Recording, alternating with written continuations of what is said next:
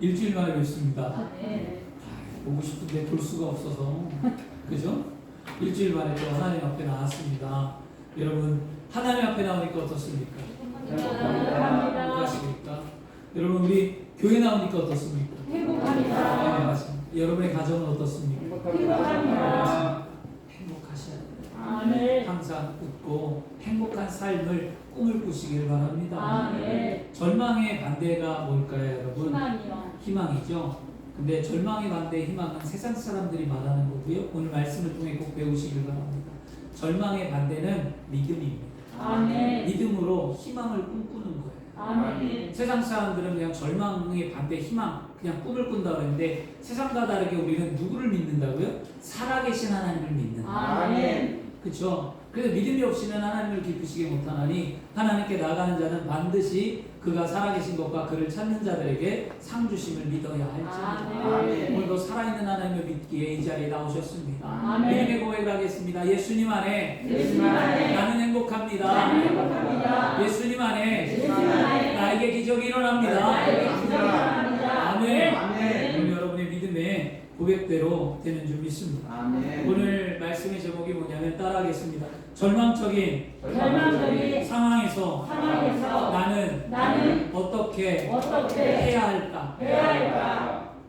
절망적인 상황에서 나는 어떻게 해야 할까? 질문을 던져보세요, 스스로에게. 믿음은 여러분 늘 질문을 던지는 거예요. 우리가 믿음을 산다고 하는데 믿음대로 살지 못하는 모습들이 우리에게 있거든요. 늘 믿음이 무엇일까? 나는 어떻게 살아야 할까? 말씀을 어떻게 내 삶에 적용을 할까 하며 자꾸 말씀에 질문을 던지면서 내 삶을 비교해 보면서 나의 믿음을 점검해 보는 게 그리스도인의 삶입니다. 아멘. 정답은 다 알고 있어요. 예수 믿으면 구원받는다. 하나님 말씀대로 살면 복을 받는다. 뭐 다 알고 있는데 과연 다 그렇게 살고 있냐는 거죠. 그러므로 오늘도 절망적인 상황에 나는 어떻게 해야 할까? 절망이라는 단어가 누구에게는 가슴이 메어지기도 하고 아프기도 하고 답답하기도 하고 힘들 겁니다.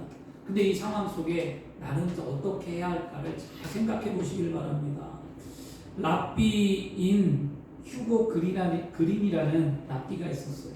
휴고 그린 랍비는 그 나치 수용소에 있었던 뼈아픈 체험을 했던 사람이었는데요. 독일의 집단 수용소에서 겪은 이 뼈아픈 체험담을 나중에 훗날 독일 잡지에 그가 글을 실었어요. 기고를 실었습니다. 근데 그 내용이 뭐였냐면 그날은 몹시도 추운 겨울이었다. 1944년 나와 함께 감금된 아버지께서 나의 친구 몇 명을 수용소 건물 한 구석으로 모이게 하셨다. 아버지는 그날이 유대인의 명절인 하누카의 저녁이라고 하셨다. 아버지는 진흙주발을 내놓으시더니 수용소에서 종처럼 구하기 힘든 귀한 버터를 녹여서 심지를 적시고 촛불을 대신하여 불을 켜셨다. 나는 아버지께 말했다. 이 귀한 버터를 먹지 않고 낭비하는 게 어디 있느냐라고 원망하며 항의했다. 아버지는 가만히 나를 바라보시더니 이렇게 말씀하셨다. 사람은 밥을 먹지 않아도 3주 동안 살 수가 있어. 그러나 희망이 없이는 한순간도 살 수 없다. 아무리 어려운 상황일지라도 희망을 잃지 마십시오. 희망은 기쁨을 낳고 기쁨은 성공에 가장 가까운 친구입니다. 라는 글을 이 랍비 휴고 그린이 썼습니다. 우리의 희망은 여러분 바로 이 땅을 창조하신 하나님이신 줄 믿습니다. 그 하나님은 어제나 오늘이나 동일하십니다. 그 하나님은 살아계셔서 지금 역사하고 계십니다. 그 전능자 하나님을 우리가 믿을 때 우리의 삶의 절망은 변화되는 줄 믿습니다. 또 그 하나님은 누구보다도 우리를 사랑하십니다. 그래서 하나님을 사랑하는 사람은 십자가를 바라볼 때 그 사랑을 깨닫게 됩니다. 그러므로 십자가를 바라볼 때 우리는 하나님의 은혜 속에 들어가며 그 은혜로 말미암아 절망을 이길 수 있는 믿음이 생기게 되는 줄 믿습니다. 아멘. 오늘 믿음이 생겨야 될 줄 믿습니다. 아멘. 오늘 성경 말씀을 보니까 절망을 만난 이스라엘에게 희망을 선포한 엘리사의 이야기가 기록되어져 있습니다.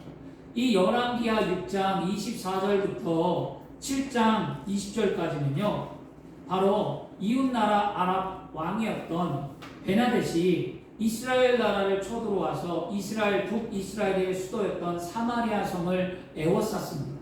그리고 그 사마리아 성을 에워싸고 북이스라엘이 항복하기를 기다렸습니다. 그러다 보니까 그 성 안에 음식이 떨어져 가고 그 삶이 힘들어졌다는 거죠. 그런데 그런 상황 속에 하나님께서는 믿음의 사람들을 통하여 그 절망 가운데 있고 절체절명의 위기에 있었던 이 사마리아 성 이스라엘 백성들을 구원한 이야기의 말씀이 오늘 기록되어 있습니다. 그 말씀의 일부가 바로 오늘 6장 24절부터 7장 2절의 말씀입니다. 사마리아 성은요, 북이스라엘의 수도였습니다. 그 북이스라엘은 어떤 나라입니까? 이스라엘 나라는 첫째는 사울, 두 번째는 다윗이었어요. 세 번째는 솔로몬이었죠. 그리고 솔로몬 이후에 나라가 두 개로 갈라졌어요. 그렇죠? 남유다와 북이스라엘로 갈라졌어요. 그 갈라진 나라 가운데 하나가 북이스라엘이었어요. 이 북이스라엘의 초대 왕이었던 누구냐? 바로 여로보암이었어요. 이 여로보암 때에 이 여로보암이 이스라엘 나라는 항상 명절이 되면 어디로 갔습니까? 예루살렘으로 모였잖아요. 그 예루살렘이 어디 있었냐? 유다가 있는 땅에 있었어요. 그러니까 그 예루살렘으로 자꾸 가니까 이 여로보암이 그들을 갈 수 없도록 사마리아 성 안에 신당을 만들었어요. 신당을 만들고 거기에다가 무엇을 만들었냐? 금송아지를 만들어 버렸어요. 그리고 이제는 이스라엘 남유다로 가지 말고 이 땅에서 섬기라는 거였습니다. 그래서 우상을 만들어서 섬기게 되었고요. 그리고 먼 훗날 이 사마리아 성은 그 이스라엘 역사에서 우상 숭배의 중심지가 되었어요.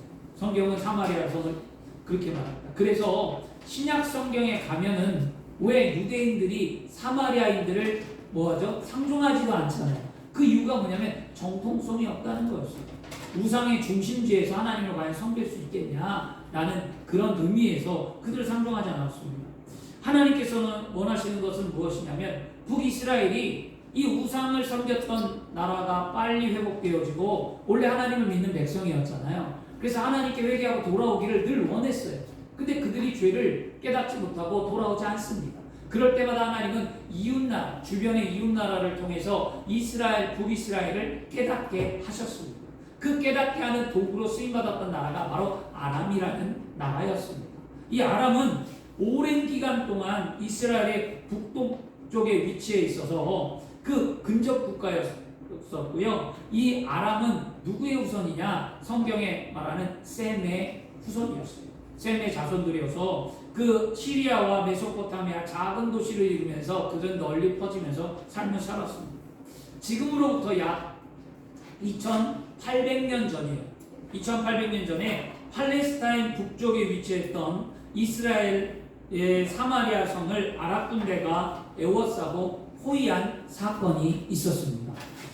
이 적진에게 포위된 이 사마리아 성이 지금 어떻게 되냐? 굶어 죽게 되었어요. 그래서 오늘 읽은 말씀 6장 25절에 아람 사람이 사마리아 성을 에워싸니 성중이 크게 줄여서 나귀 머리 하나에 은 80세겔이요 비둘기똥 4분의 1갑에 은 5세겔이라 하니 라고 말씀합니다. 여러분 여기서 은 1세겔이 얼마냐? 은 1세겔이 바로 노동자의 4일의 품삯이에요.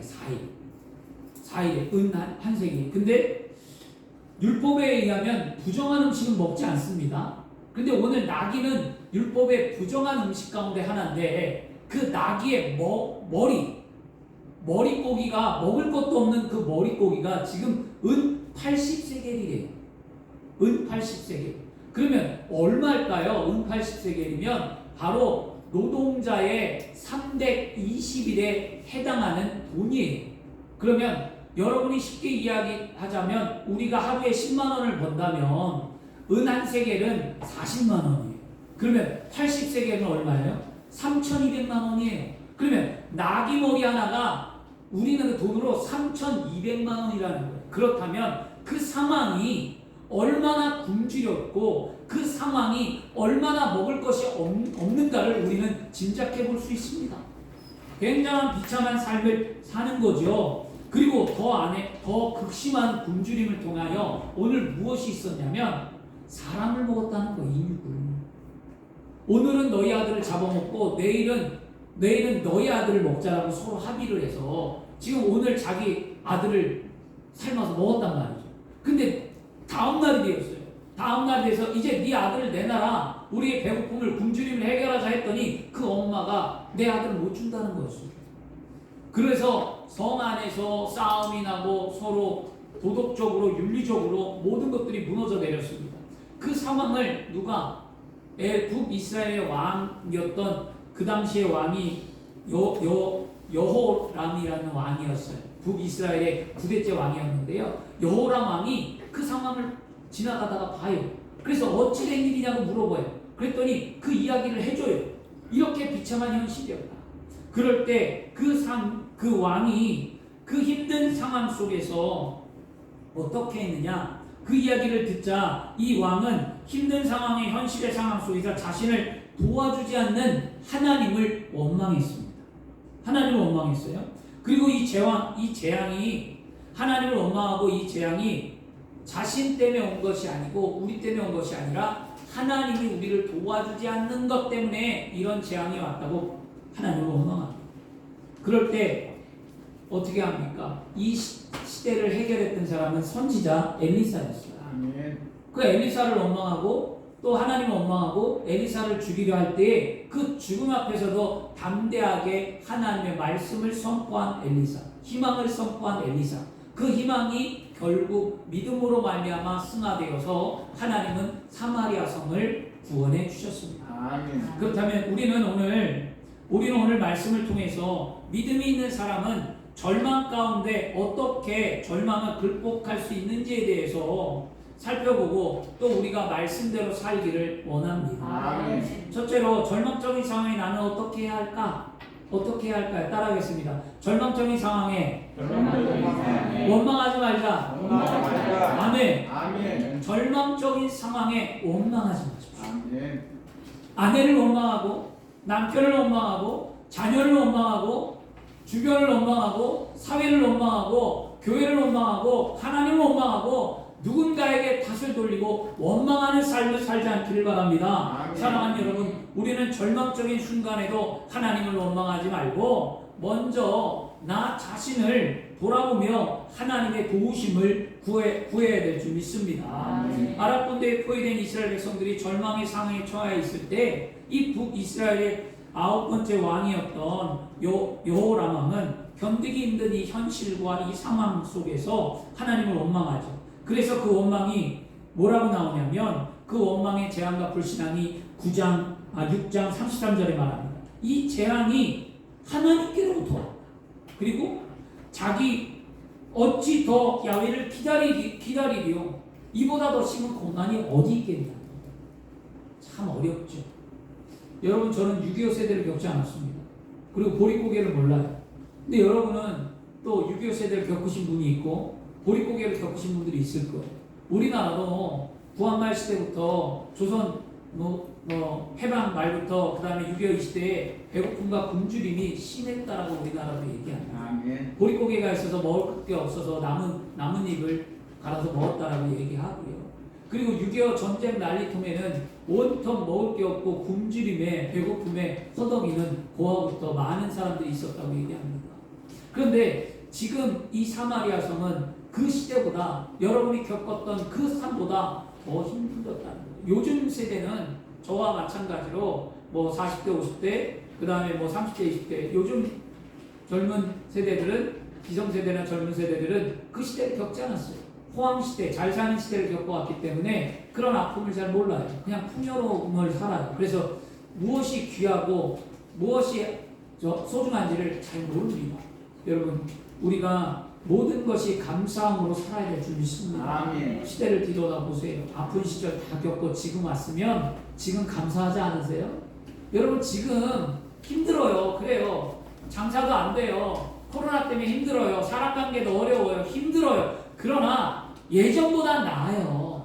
아멘. 그렇잖아요. 아멘. 과거를 생각해 보세요. 가난한 시절을 생각해 보세요. 그때보다는 풍요롭고 행복해요. 아멘. 그러면 어떻게 해야 할까요? 감사하자. 아멘. 그리고 자녀들에게 가르쳐 주어야만 합니다. 아멘. 라떼라고 얘기하면 꼰대라고 얘기하는데, 라떼는 말이야, 그리고 요즘 라떼라고 얘기하면 꼰대라고 얘기하잖아요. 그래도 부모님은, 할아버지 할머니 아니면 부모님은 말해줘야 돼요. 라떼는 이렇게 살았다. 그러므로 그렇게 살았기에 지금은 어떻게 하라는 거예요? 감사하라는 걸 가르쳐 주라는 거지. 아멘. 그렇게 산 삶을 똑같이 살라는 게 아니에요. 왜 행복하게 풍요롭고 행복한 삶이 있는데 왜 가난한 삶을 살으라고 얘기합니까?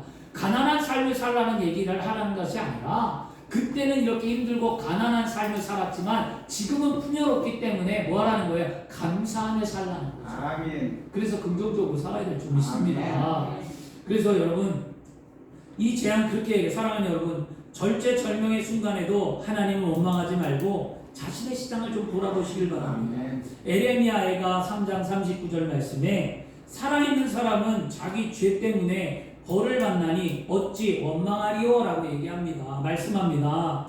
하나님, 나는 왜 이렇게 삶을 살아야 할까요? 라고 하나님을 원망할 때가 있어요. 그럴 때 여러분, 그 전에 나에겐 과연 죄가 없는가? 또 죄라고 말하기가 껄끄럽고 죄라는 소리 들으면 좀 마음이 저기 하다면 한번 생각해 보세요. 내가 하나님 보시기에 그러면 아름답지 못한 모습은 없었나?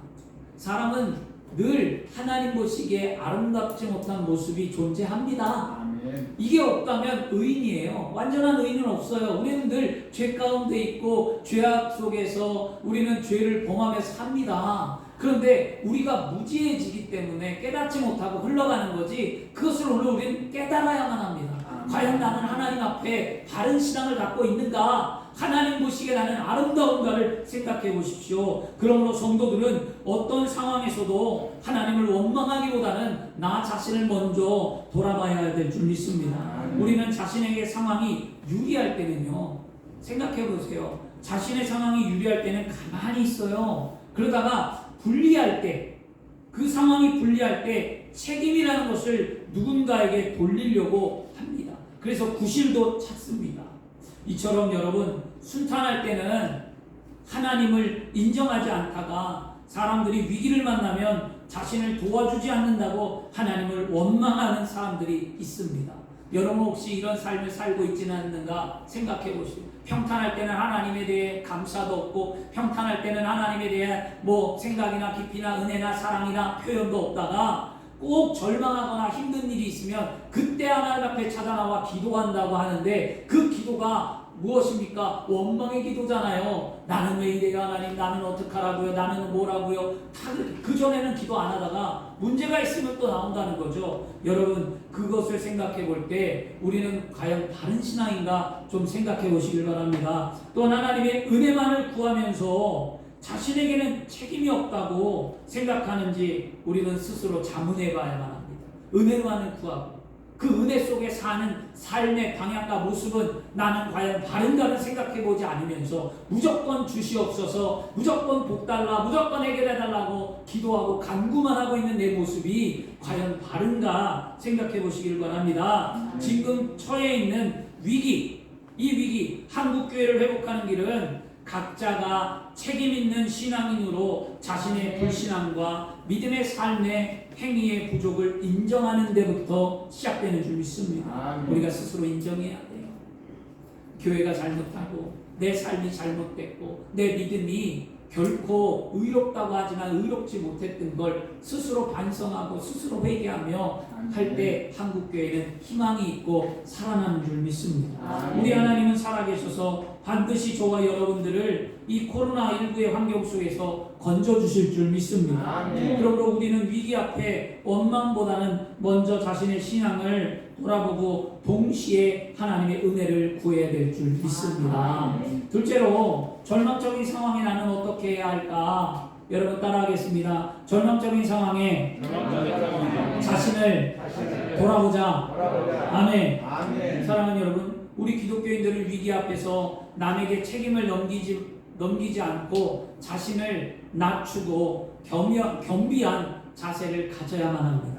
열왕기하 6장 30절에 성경은 말합니다. 왕이 그 여인의 말을 듣고 자기 옷을 찢으니라. 그가 성 위로 지나갈 때에 백성이 본즉 그의 속살이 굵은 배의 옷을 입었더라 라고 말씀합니다. 여러분, 이스라엘의 9대 왕이었던 이 여호람은 절망의 현실 앞에 무엇을 했냐? 배옷을 입었대요. 배옷은 어떤 옷이냐면 값싼 옷이에요. 그리고 이것은 그 염소털이나 낙타털로 만든 그냥 푸대자루예요. 푸대자루. 굉장히 거칠어요, 옷 자체가. 그래서 이 배옷은 곡물을 담는 데 사용하는 자루로 사용되었습니다. 그런데 이스라엘 민족들이 배옷을 입는 경우가 있어요, 성경에. 그 배옷을 입는 경우가 세 가지 경우가 있는데, 하나는 무엇이냐면 슬픔과 고통을 표현할 때 그들은 배옷을 입어요. 나는 지금 슬프다, 나는 고통스럽다는 것을 사람들에게 말로 할 수 없기에 그런 배옷을 입음을 통해 알게 하는 거죠. 야곱이 사랑했던 아들 요셉이, 형들이 요셉을 팔아먹었을 때 그 요셉이 죽었다는 것을, 들짐승에 물려 죽었다는 것을 아버지가 들었을 때 이 야곱이 배옷을 입었다라고 얘기합니다. 이게 창세기 37장 34절 말씀합니다. 그리고 이 또 배옷은 굳은 의지를 갖고 기도한다라는 모습을 갖고 있어요. 내가 배옷을 입었다는 것은 지금 세상 것을 취하지 않고 나는 지금 오직 하나님 한 분만을 바라보며 기도의 삶을 산다라는 의미를 갖고 있는 게 배옷이었습니다. 그래서 히스기야가 이 랍사게의 말을 듣고 울분을 참지 못해 자기의 옷을 찢고 배옷을 두르고 주의 성전에 들어갔다라고 열왕기하 19장에 말씀합니다. 또 다니엘서 9장 13절에도요. 다니엘은 응답받기 위해서 금식하며 배옷을 입었다라고 얘기합니다. 이 배옷이 까끌까끌하다라고 얘기했잖아요. 부드러운 옷이 아니에요. 그러므로 이 몸이 굉장히 불편해요. 쓸리는 거죠. 걸을 때마다 쓸리고 불편한데도, 그런데도 무엇 때문에? 하나님의 은혜를 구하기 위해 자신이 그렇게 했다는 거죠. 마지막에 배옷은 언제 입었냐? 죄를 회개할 때 입었다라고 얘기해요. 죄를 회개할 때 배옷을 입었는데, 열왕기상 21장 27절 말씀에 아랍은 엘리야의 예언을 듣고 굵은 배옷을 걸치고 회개했다라고 말씀합니다. 그러므로 여러분, 오늘 말씀에 이스라엘 왕 여호람은 이 배옷은 어떤 의미로 입었을까요? 이 배옷을 입은 여호람 왕은요, 지금 위기를 만났을 때 통곡하며 자기 슬픔을 표현하면서 회개하는 마음으로 지금 배옷을 입었는데요. 이 여호람은 자신의 잘못을 돌아보지 않았어요. 배옷을 입었는데 회개하진 않았다는 거죠. 그에게 회개의 모양은 있었지만 참다운 뉘우침은 없었어요. 왜냐하면 회개했다면 하나님을 원망하면 안 돼요. 회개했다면 하나님의 사람, 바로 이 엘리사를 죽이려 하면 안 되는데, 그는 배옷을 입고 하나님을 원망하고 하나님의 사람 엘리사를 죽이고까지 했다라는 거예요. 그러면 결국 뭡니까? 겉모양은 회개의 모양은 있으나 그 속은 완전한 회개가 없다는 거죠. 우리 그리스도인들이며 나 자신을 돌아볼 때 겉모습은 예배하는 삶, 겉모습은 찬양하는 삶, 겉모습은 하나님의 일꾼의 모습을 갖출 수는 있지 모르지만, 진짜 심령이 돌아오고 심령이 회개되어 있지 않다면 그것은 잘못된 신앙인 거죠. 여러분, 절름발이 신앙이고요. 그것은 부끄러운 신앙이에요. 오늘날 많은 그리스도인들이 그렇게 삶을 살아요. 겉으로는 그리스도인이지만 속은 이런한 원망이 있고 불신이 있고 싸움이 있고 다툼이 있고 미움이 있고, 사랑보다는 다른 것들이 존재하고 은혜보다는 다른 욕심이 존재하고, 이게 우리 그리스도인들의 모습이잖아요. 여러분, 오늘 우리는 회개했다면 우리 안에 겉과 속이 완전히 변화되는 삶이 되어야 될 줄 믿습니다. 배옷을 입고 백성들에게 보여주는 자신의 신앙이 중요한 것이 아니라 진정한 회개, 진정으로 회개하고 하나님을 신뢰하는 것이 우리에게 중요한 줄 믿습니다. 회개는 겉모습이 아니라 속모습이 변화되는 거예요. 그래서 회개에 합당한 열매가 우리의 삶에 나타나야 될 줄 믿습니다. 오늘 꼭 기억하십시오. 나는 진정한 회개를 하고 있는가? 아니면 형식적인 모습으로 예배하며 그리스도인으로 살고 있는가를 자신을 살펴보기를 원합니다. 이 이스라엘 왕의 행위는요, 회개의 모습은 드러났지만 마음이 변하지 않았기 때문에 하나님의 원망이 있었고, 그 원망은 마침내 적개심으로 나타나고, 그 적개심은 마침내 엘리사를 죽이고자 했습니다. 엘리사를 죽이고자 작정했던 그의 마음의 표현이 바로 31절이었어요. 6장 31절에 왕이 이르되 사밧의 아들 엘리사의 머리가 오늘 그 몸에 붙어 있으면 하나님이 내게 벌을 위해 벌을 내리실지로다 하리라고 말씀합니다. 결국 자신이 이 고난엔 아무 잘못이 없고 하나님의 사람 엘리사 때문이라는 것이죠. 이 의미는 다시 말해 이 모든 것은 다 하나님 때문에 이렇게 되었다는 거예요. 지금 이스라엘 나라가 포위되고 이스라엘 나라가 굶주리고 이스라엘 나라가 고통스러운 것은 나 때문이 아니라 내가 나라를 잘못 다스리고 정치를 잘못하고 내가 믿음이 없어서가 아니라 하나님이 도와주지 아니하였고 하나님의 사람 엘리사가 기도하지 않았고 다 그렇다는 거예요. 자신은 그 문제 속에서 빼버렸어요. 여러분 어떤 상황과 문제 속이 딱 터지면 그 문제에서 우리가 빠져나갈 수 있습니까? 아니죠. 우리도 그 안에 있는 거잖아요. 그렇죠? 교회가 욕을 먹어요. 모든 교회가 어떤 교회가 막 손가락 들고 욕을 먹는다고 내가 욕 안 먹는 건가요? 아니잖아요. 우린 한 배 탔으니까 나도 욕 먹는 거예요. 기독교인들이 손가락질 받고 욕을 먹어요. 그렇다고 나하고 무관한가요? 나도 욕을 먹는 거예요. 그런데 이 이스라엘 왕이었던 이 여호람이 지금 뭐라고 얘기하냐면 자신은 잘못이 없다는 거예요. 이 잘못과 엉망은 바로 하나님 때문이고 엘리사 때문이었다라고 지금 전가를 했습니다. 사랑하는 여러분, 절망적인 상황에 자신을 돌아볼 줄 아는 성도가 참된 성도입니다. 성도는 항상 하나님 앞에 겸손한 삶의 자세를 유지해야만 합니다. 인생의 위기 앞에 더욱 낮은 자세로 하나님의 뜻을 구하는 저와 여러분이 되어야 될 줄 믿습니다. 위기를 극복하기 위해 노력해야만 하지만 그것보다도 더 중요한 건 하나님의 뜻을 알아가며 하나님과의 바른 관계를 형성해야 될 줄 믿습니다. 그래서 우리는 날마다 예배의 자리에 나와 회개하는 삶을 살아야 될 줄 믿습니다. 우리는 이 시간 또 생각할 게 뭐냐면 나는 어려운 상황에 하나님이나 다른 사람을 쉽게 원망하지는 않았는가. 또 나는 어떤 상황에 휩쓸려 극단적인 말이나 행동을 하지는 않았는가. 여러분 말을 함부로 하고 극단적인 행동을 하고 군중 심리에 휩쓸리고 우리가 그러진 않았는가. 우리 자신을 돌아봐야 될 줄 믿습니다. 모든 사람들이 공통적으로 하는 행동이 있습니다. 그게 뭐냐면 절망적인 상황으로 인한 이 상황이 왜 왔지? 하며 이 상황을 자꾸 분석하고 이 절망적인 상황에 집중하려고 해요. 그런데 그것은 세상 사람들의 방법입니다. 절망적인 상황에 이것이 왜 왔는가를 생각하고 이것을 집중하는 것은 세상 사람들이고요. 우리는 그냥 절망적인 상황 속에 있더라도 절망이든 흥하든 희망이든 어떤 상황이든지 간에 우리의 믿음은 변하지 아니하면서 하나님의 약속의 말씀을 믿고 하나님을 신뢰하는 믿음의 삶을 살아야 될 줄 믿습니다. 어느 때는 하나님을 따르고 어느 때는 안 따를 것 같냐고요. 아니에요. 우리는 한결같아야 될 줄 믿습니다. 우리의 믿음은 곧 한결 변하지 않는 삶이어야 될 줄 믿습니다. 아까도 말씀드렸죠, 여러분. 절망의 반대는 희망이 아니라 믿음이라는 사실을 기억하십시오. 세상 사람들이 희망으로 말하지만 우리는 믿음이에요. 믿음이 있어야 희망이 있고 그 믿음의 희망으로 말미암아 절망을 극복할 수 있게 되는 줄 믿습니다. 시편 43편 5절 말씀에 내 영혼아 내가 어찌하여 낙심하며 어찌하여 내 속에서 불안해하는가. 너는 하나님께 소망을 두라. 그가 나타나 그 오심으로 말미암아 내 하나님을 여전히 찬송하리로다. 아멘. 낙심하지 마십시오. 하나님을 찬양하고 하나님을 의지하시길 바랍니다. 그러므로 위기와 절망적인 상황에서 믿음으로 하나님을 바라보시기를 바랍니다. 절망과 위기를 통해 드러난 자신의 믿음의 부족함을 깨닫고 더욱 내 자신을 낮추며 하나님 강한 믿음을 갖기를 원한다라고 하나님 앞에 열심히 부르짖고 기도하여서 삶을 승리로 이끄시기를 바랍니다. 세 번째는 뭐냐면 절망적인 상황에 나는 어떻게 해야 할까. 이제 여러분 절망적인 상황에 하나님 원망하지 아니하고 절망적인 상황에 나 자신을 돌아보았다면 마지막 세 번째 따라하겠습니다. 절망적인 상황에 희망을 선포하자.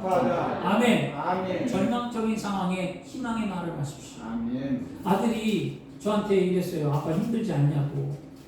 힘들지 않냐. 일하는 게 힘들지 않냐고. 이제 장장 7개월에 걸쳐서 했던 일이 끝났어요. 이제 알바가 다 끝나서 저도 속이 시원해요. 이제는 조금 시간의 여유가 있는데 하나님께 그렇게 기도했어요. 하나님, 내가 알바를 하더라도 하나님, 내가 조금 여유를 가지면서 어쩌다 한두 개 하나님 알바를 주시면 감사하겠습니다. 이렇게 뭐 세상 일처럼 매일같이 나가는 알바는 하나님 나 이제 하고 싶지 않습니다. 라고 고백을 했어요. 그래서 이게 딱 끝났거든요. 7월달으로. 그래서 감사하면서 아들이 마지막에 하면서 그런 얘기를 해. 힘들지 않냐. 그래서 오히려 감사하지. 코로나 때 하나님이 이렇게 일자리도 남들이 이런 일도 주고 이렇게 아빠가 일하면서 목회도 하고 일하면서 풍요도 누리고 우리가 쓸 거 입을 거 넉넉하면서 걱정하지 않냐고 근심하지 않는 삶을 살 수 있는 거 감사하지 않냐 그랬더니 아들이 그런 얘기를 해요. 다 긍정적이어서 아빠는 항상 긍정적이어서 좋다고. 근데 여러분 이 긍정적인 것은 어떤 것으로 나오느냐? 믿음의 훈련으로 나오는 거예요.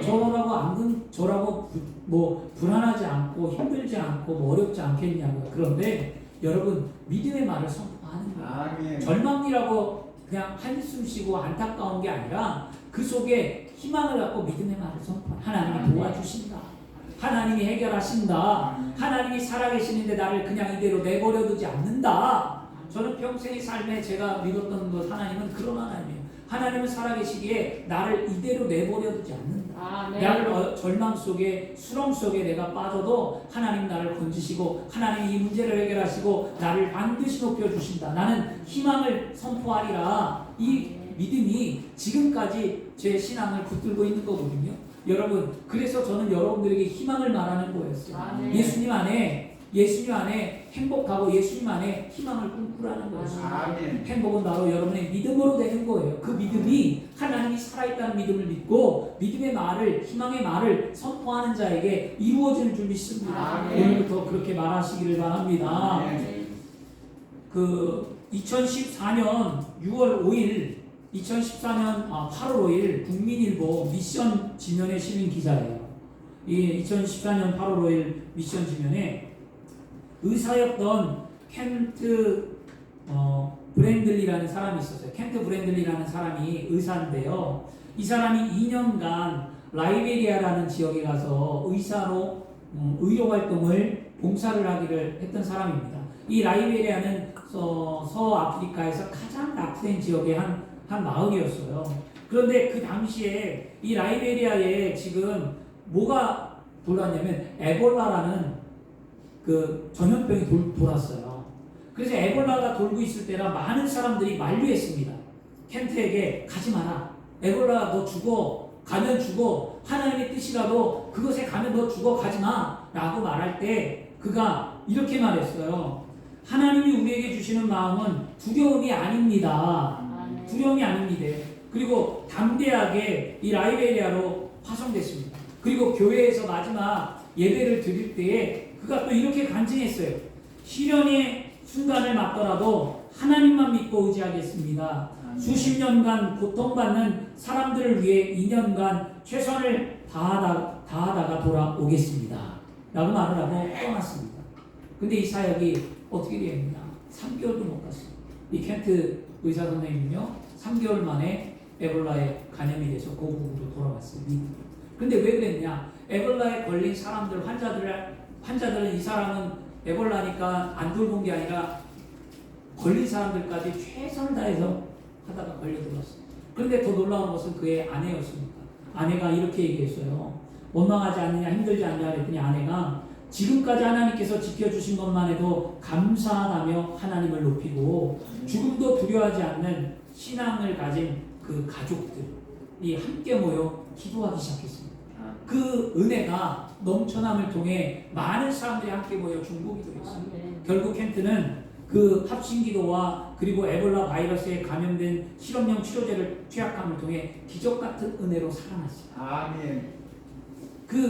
여러분 고난당할 줄 안다 하더라도 고난이 내 앞에 있고 어려움이 내 앞에 있다 할지라도 하나님이 주신 평안이나 마음이 있다면 담대히 순종해야만 합니다. 그럼 반드시 하나님께서 우리의 모든 일을 형통하게 하실 줄 믿습니다.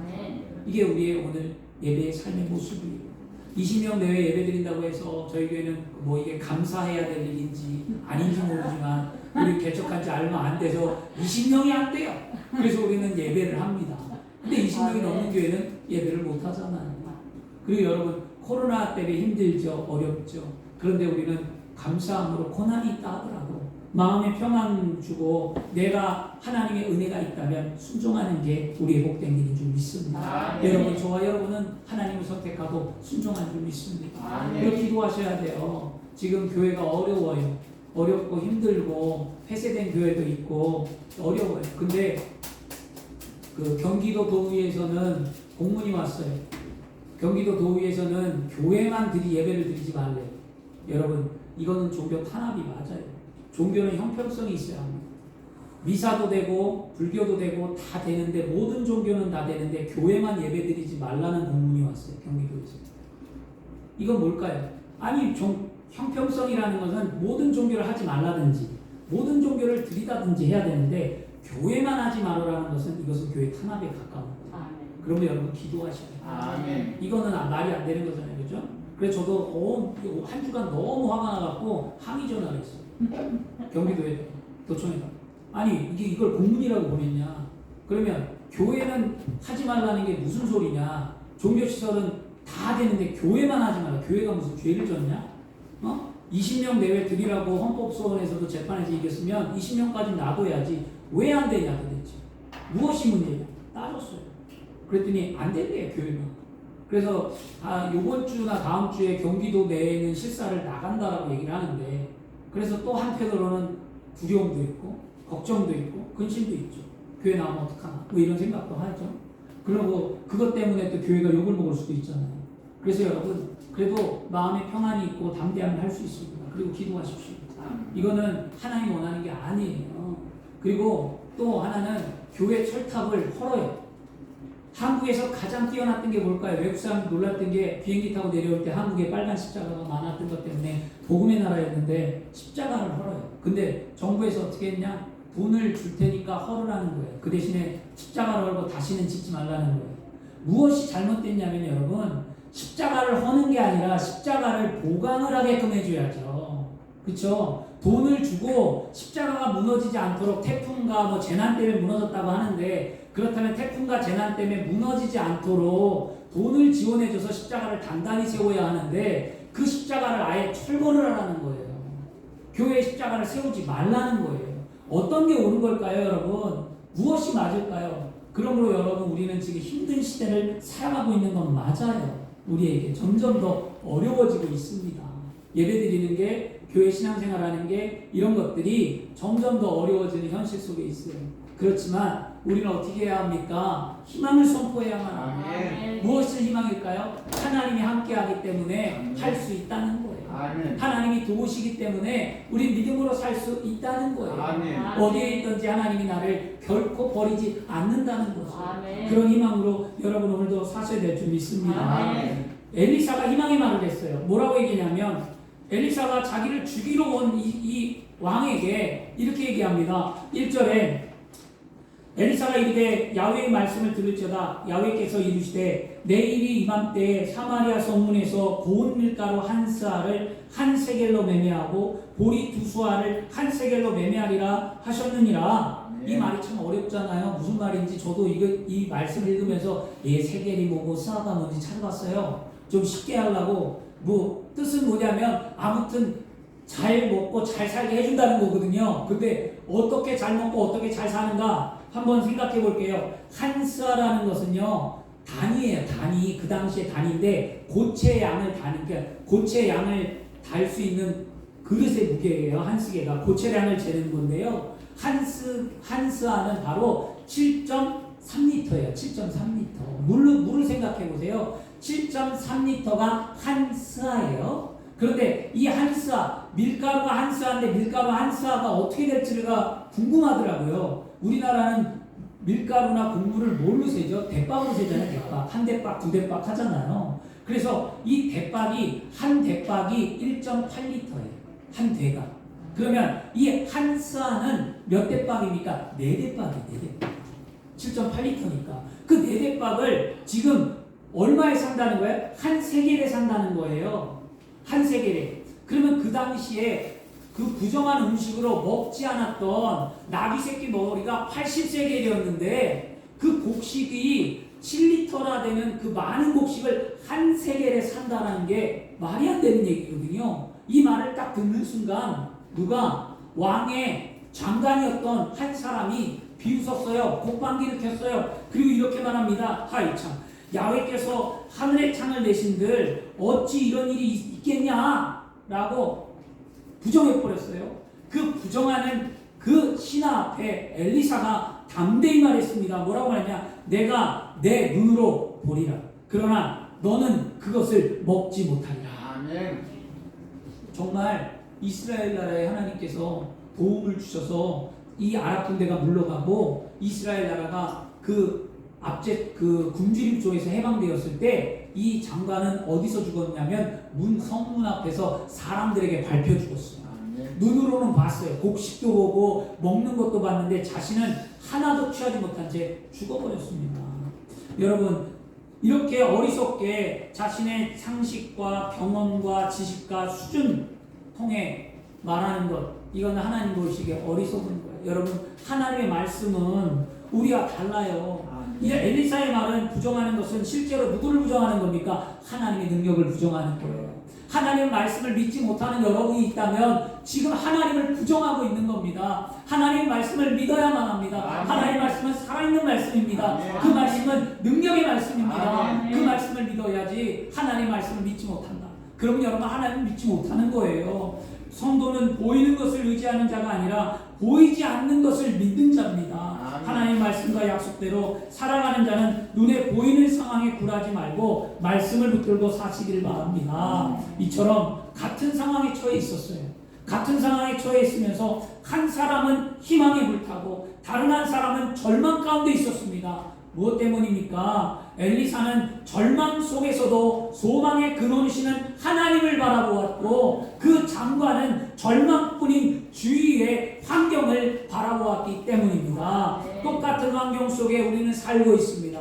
누구는 절망했고 다른 누구는 희망을 갖습니다. 우리는 지금 이 코로나 때 유행의 환경 속에 어떻게 해야 하겠습니까? 절망해야 되겠습니까? 희망을 선포해야 되겠습니까? 우리 눈에 보이는 것만 붙들지 말고 믿음의 눈으로 하나님의 약속의 말씀을 믿고 바라보며 절망을 이기는 삶이 되기를 축원합니다. 시편 37편 4절에도 야훼를 기뻐하라 그가 내 마음의 소원을 내게 이루시리라고 말씀합니다. 그러므로 여러분, 오늘 이 절망 가운데 있는 상황 속에서 오늘 하나님의 말씀의 약속을 반드시 깨닫는다면 지금 스스로 자문해야만 합니다. 나는 절망 속에서 어떻게 삶을 살고 있는가?